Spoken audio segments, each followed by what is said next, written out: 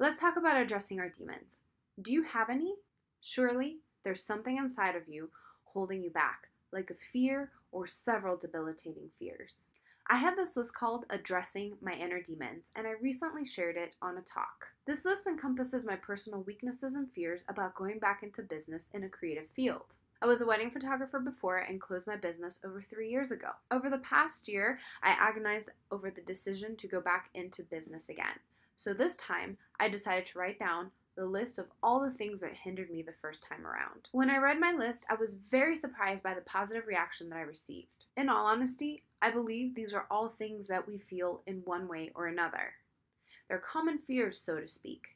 So why do I call them demons? Because they're aspects of my own personal fears that keep coming back to haunt me during the most inopportune times. So the best thing that I could have done for myself was not only to write them down, but to address each and every single one. I made a plan on tackling them, and I highly recommend that you do the same. Journaling and writing are not only great for the soul, but they put a sort of peace of mind when it's on paper. What do I mean by this? Well, I believe that in our minds, we tend to make things sound way worse than what they actually are. However, when we physically see those things on paper, it now makes it something tangible, attainable, and or surpassable. Because now, it's concretely there, and you can actually tackle it. I don't know about you, but I certainly do better when I write things down on paper and then look at them versus trying to remember things. I have sticky notes all over my office. I write lists down because otherwise, if it's not in front of me, I forget. And it's the same thing with my list of demons. So I want to take you through the 6 debilitating demons that I had last time from being in business that I wrote down with my own personal solutions on how I was going to tackle them this time around. So I have a journal. And this is where I write kind of all of my little business insider tips for myself. Anything that I see, any feelings, any things that I want to tackle, business ideas, etc. So here's my list, and it goes like this. Reverting back to my old habits is my number 1 demon. Falling back into a state of unworthiness is number 2. Being lonely at home all day. Failing to plan. Giving up too early and failing to commit. Self-sabotaging my own success. All right. So let's go back to number 1, which is reverting back to old habits. So the first thing that I wrote down was to wake up early between 4:30 a.m. and 5:30. So why wake up so early? Obviously your schedule is yours, but I do better when I wake up early and I'm on a set schedule every single day. Last time when I was in business, I would wake up whenever I felt like it. So it was anywhere between 7 a.m. and 8 a.m. And then I felt like my morning was completely gone. I felt very unproductive.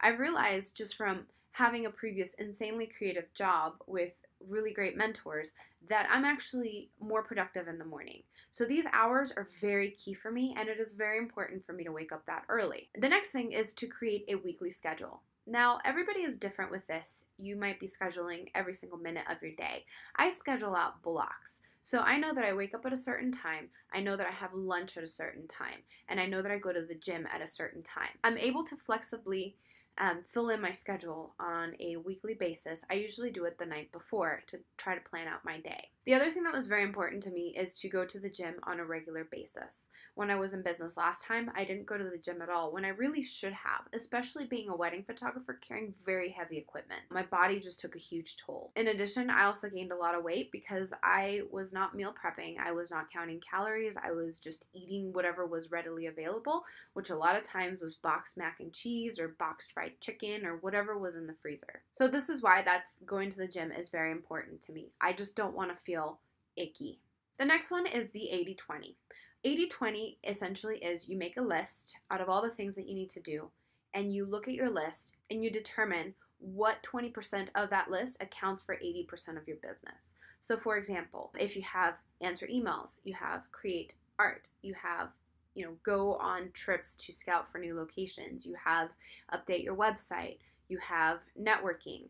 You're going to look at your list and decide what 20%, so if you have 10 items on your list, 20% of that is going to be 2 items. So for me, if I have a list of 10 things, currently, most importantly, is to create art, because I need to have something to sell, and number 2 is build my tribe. Have a network of people that are willing to interact with me, interact with my art, and help me spread the word about my art and help me spread my art. So create art and create my tribe or build my tribe are my 20% out of my full list. So they account currently for 80% of what I consider to be my business. The next thing is, for me, set 10x goals and read them every day. So the 10x goal reverts back to a book called The 10x Rule by Grant Cardone. I read it earlier this year and it really, really resonated me because it was just taking a goal to the extreme. So if you've not read that book, you certainly should. And then, say for example, you're trying to get into 1 gallery this year. That's your top goal. Make it 10. So whatever it is, you're multiplying it by 10. Because what ends up happening is if you set your goal too low and you attain it, then you're going to get bored and unmotivated. But if you do have a goal that's a big goal, then you are willing to work harder to attain it. Now, it's okay if you don't complete, your 10 galleries in 1 year, for example. But if you did 8 galleries, you've already done 7 more than you initially set out to do. Or even if you get into 2 galleries, you've already doubled what you had set out to do. The next demon is falling into a state of unworthiness. Now, this is something that I've had my entire life. Ever since I was a little girl, for some reason, I always felt like I was not good enough. It wasn't because my parents didn't think I was not good enough. I feel like it was something that I was innately born with. So I know that this is a huge deterring factor for me, so I wrote it down with the following list of actionable items. So the first thing under there is that I need to keep my art moving forward and keep inspired. And here's a great example. Yesterday, I was feeling down for no reason. It wasn't because I wasn't feeling good enough. I was just down. And I believe that it's because I haven't really tackled art in a few weeks because I've been taking care of other things. So what I ended up doing is I challenged myself this morning. I grabbed one object around my house, a prop, and I challenged myself to come up with as many creative ideas as possible with this prop. So now I have well over 10 ideas and I've shot 3 concepts already. So when you fall into a state of unworthiness, you have to snap yourself out of it. Only you know how you can snap yourself out of it. But if I can give you any recommendation, is if you're a photographer or an artist, find something that you can distract yourself with until you get out of your funk. So for me, I get lost in art and I get lost in photography. This whole morning, I just got completely lost in my photo shoot. So that's a great way to get yourself out of your state of unworthiness. The next thing on my list is to meditate regularly. So meditation for me allows me to center and allows me a few minutes of quiet time and peace and quiet, which if you have a very busy life or a full-time job, or perhaps you're running a studio or figuring out how to run a studio or figuring out, how to get your art moving forward, taking some time to just decompress, slow down, and calm your mind not only has great benefits for you, but it's just a really, really great way to calm your mind and give yourself a blank slate to go from. And then again, for me, to not fall into a state of unworthiness is really important to keep healthy and to keep fit. Fitness for me allows me to decompress when I'm bored, allows me to decompress when I'm frustrated, allows me to decompress just in general because I am putting myself out of my environment into a new environment where I'm getting those endorphins going and I'm getting the blood pumping in my body. Demon number 3 is being home lonely all day. I'm a very social person. I love people and I love talking to people. So I knew from my last time around that I was very lonely all day. This is what I wrote down in order to help tackle that. Create a weekly meetup group to work. Now, I've not had the need to use my meetup group yet, but this is a really great idea for just gathering people that you know into a space and working together. It could be at someone's house, it could be at a cafe, it could be at a park, at your front yard, your backyard, a really great place where several of you can come and work together, get away from being alone, talk some ideas out, and just kind of be in each other's energy. Another one that I have here for me is to go to the mountains and meet up with my friend. I have a really good friend who's a wedding photographer that lives in the mountains. I wrote that down to go on regular hikes with her because not only is she a great person, but just being out in the mountains for both of us is just really great for the soul. So if you have nature around you and you have a friend who likes being in nature as well, call that friend up and go and see something new. Go to a park, be amongst the trees, amongst the mountains, beach, wherever you live. Try to find somewhere in nature that you can connect with a friend. Now, if you don't have someone that you readily know who can go and enjoy those things with you, you can go ahead and take advantage of Facebook groups or Flickr and try to find somebody within your community, or meetup.com to see, meet up new friends that you can go and do hiking trips with, or park trips, or anything that allows you to enjoy nature. The other thing that I set out for myself was to maybe go work at different coffee shops. So if I'm sitting home, I love coffee. And if I'm sitting home alone all day, bored, a really great way to get out of the house is just to go to a coffee shop, take advantage of the Wi-Fi, and work. Another thing that I set out for myself is just to teach regular classes for photography. So I love teaching. I know a lot about photography. So another way to get out of the house is by helping to educate others. For you, you might have a hobby that you're really, really great at that might not just be art. It might be like piano lessons, or it might be singing, or it might be pottery, or it might be math. Getting out and tutoring or teaching or educating can really help not only to distract you, but to share knowledge on something that you're good and or passionate about. The last thing that I wrote down was to attend events for my last job. When I worked at my last company, there were a lot of social events that they put on a regular basis. So I wrote down to keep attending those events, to keep my relationship strong with them, to keep seeing them, and to really get that social connection that I need in order to keep me going forward. Demon number 4 is failing to plan. So what I did was to tackle this one, because I'm terrible at planning sometimes, especially when it comes to the left brain stuff. I'm very creative and I have no problems being creative, but doing things like accounting and business planning and all of those things, I find them detrimental to my heart. But it's something that we need to do, especially to help balance out both parts of our brain. What I did was I wrote down a monthly goal list of things that I want to accomplish. So every month I have my list and I look at it on a daily basis of things that I want to do to help my business move forward.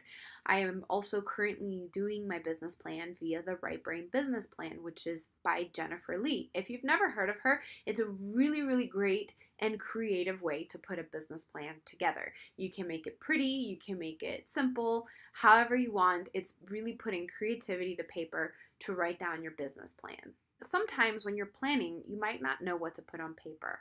Just put something down, whether it's to make more art, and then you can expand from there. It could be make one piece of art, and then it could be galleries, magazine submissions, Facebook submissions, Flickr, groups, trying to get that out there, Instagram, sharing how you created it, sharing it on YouTube, how you created it.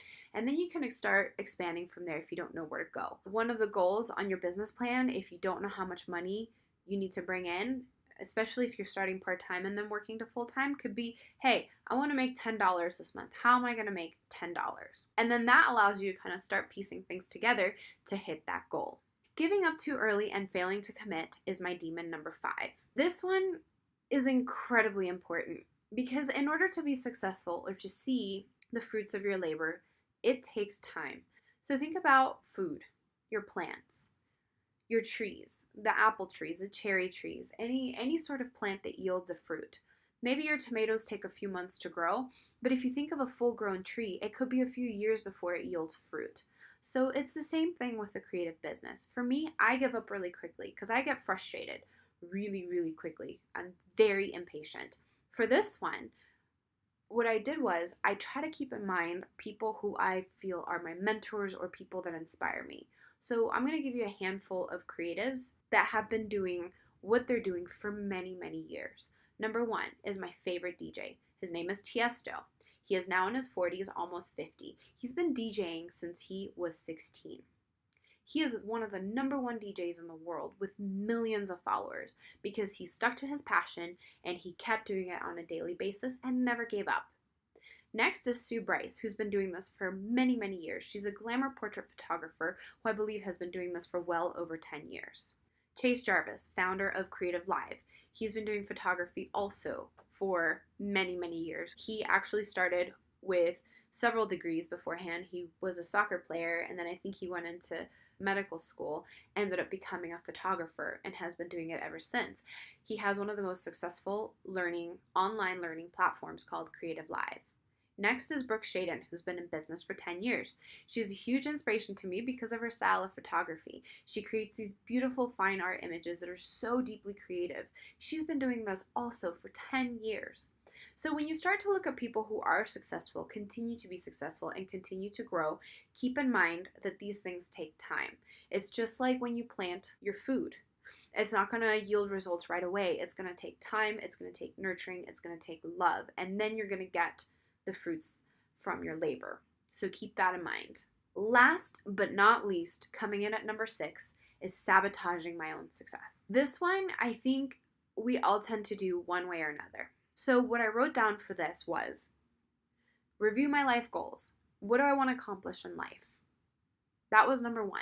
Number 2, to remind myself how limited I felt when I was working a full-time job.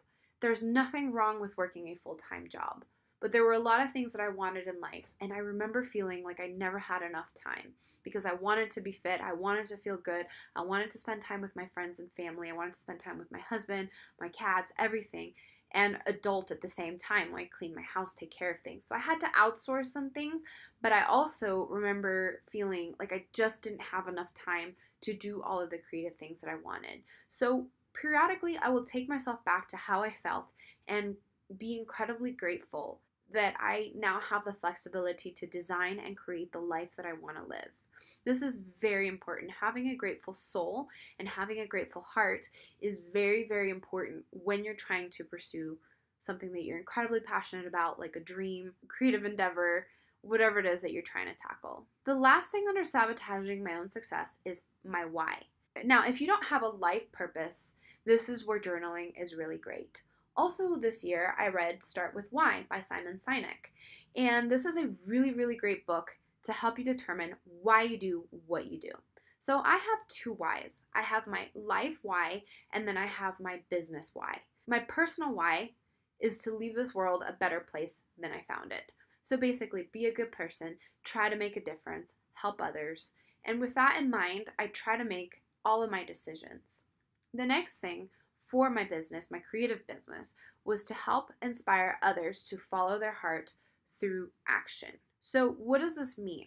So if I'm following my heart and I'm being vocal about my intuition, my heart, and following my dreams, my hope is to share my whole journey with the world so that I can help inspire others to do the same. Because oftentimes I believe that we have dreams, we have an intuition, something pulling at our hearts, but we might be afraid to pursue it because of X, Y, or Z. It might seem scary. It's a big leap of faith. Also, we're very comfortable where we're at. Maybe we have a steady income, life is good, and so it's a big, bold choice to maybe leave all of that or to add that to our plates or drop something else perhaps. Or maybe it just seems better, out there than it is in action. So if I can help inspire somebody else to follow a dream, whether it's a small step or a huge step, that is my business why. That is why I do what I do. Not only to selfishly create art because it makes me happy, but to help make this world a better place by inspiring others to follow their hearts. So if I can leave you with anything today, is to sit down and journal and take a look at the things that are hindering you from moving forward, whether it's at your job, in your business, in personal life. Take a look at your recurring patterns, things that keep holding you back, such as the ones that I just shared. Write them down, and then from a logical perspective or a different perspective. So if you're feeling down, maybe it's not the best time to try to tackle your demons, but at least acknowledge that they're there. And then when you feel better or you're in a more positive state of mind, you can go back with a more problem-solving mindset to try to figure out how you're going to make these things better for yourself. So when they appear and you see these triggers, you can go ahead and refer to your list and go ahead and tackle those things that are holding you back. I hope that you found this incredibly helpful. Make sure that you subscribe to my YouTube channel and visit photographythrive.com for more blogs.